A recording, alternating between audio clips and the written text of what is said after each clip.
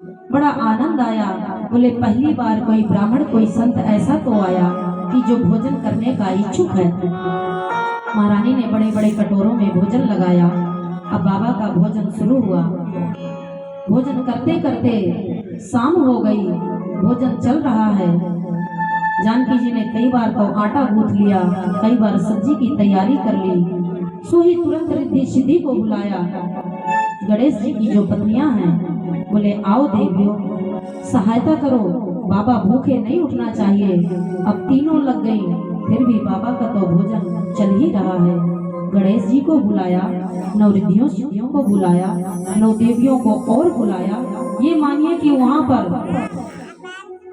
15, 20, 30 जने हो गए भोजन बनाने वाले। गणेश जी झरिया में पूरी निकाल रहे हैं, रिद्धि सिद्धि आटा गूंथ रही हैं, अन्य देवियां सब्जियां काट रही हैं और बाबा का अखंड भोजन चल रहा है। जब भोजन चल रहा है तो 17 दिन हो गए भोजन करते करते, दिन और रात्रि बराबर। जानकी जी देखती हैं, कहती हैं हे भगवान क्या करूं मैं, सब बेचारे थक हार गए। इसके बाद जब 17वां दिन का भोजन चल रहा था, रात्रि का समय आया तो आकर के हाथ जोड़ करके बोलती हैं जानकी जी कि बाबा जब आधा भोजन हो जाता है तो जल ग्रहण करना चाहिए, बाबा जल लाऊं? तो बाबा ने क्या जवाब दिया कि देवी जब आधा होगा तो मैं बता दूंगा। जानकी जी बोली हे भगवान अब तक तो इनका आधा भी भोजन नहीं हुआ। इतने में राम जी आते हैं, देखते हैं कि जानकी जी भी परेशान हैं और ये सब परेशान हैं। तो बाबा ने तुरंत राम जी की तरफ देखा और इशारे से पूछा कि भगवान चलने दूं या बंद कर दूं? बोले महाराज अब रहने दीजिए। तो जैसे अगस्त मुनि ने कहा कि बिटिया जानकी अब पानी लाओ, अब हम पानी पिएंगे, अब हमारा आधा भोजन हो गया है। तो जानकी जी ने कहा कि बाबा मटका 2 मटका में तो काम चलने वाला नहीं है, मेरे पास पानी की व्यवस्था है ही नहीं, मैं जोड़ूं हाथ? बाबा ने तो श्रद्धा की टांग तोड़ के रख दी।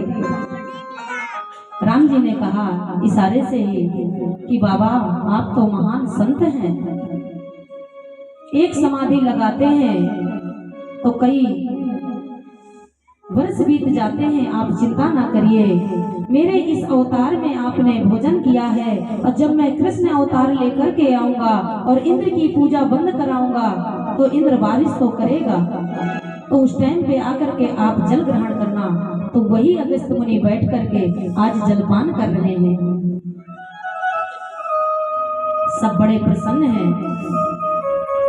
इतने में इंद्र ने आकर के स्वयं देखा कि ऐसा कैसे हो सकता है, मैंने इतनी वर्षा करी, इतनी बिजलियां कड़काई, लेकिन वहां तो कुछ असर हुआ ही नहीं।